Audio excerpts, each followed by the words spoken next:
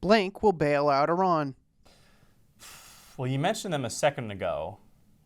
My answer would be China will bail out Iran, but I'm not even sure I really believe that. I mean, again, I think you properly laid out Iran's allies right now are nowhere to be seen.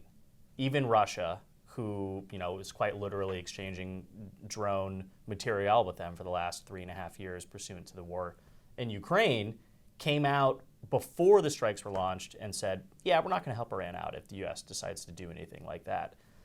But China gets a ton of their energy from Iran.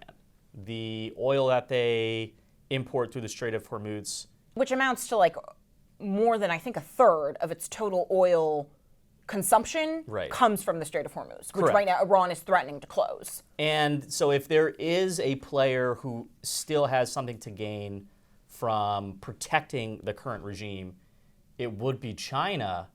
But there are so many other factors at play that I just don't really see them going for it right now. But again, we're looking at this as rational actors.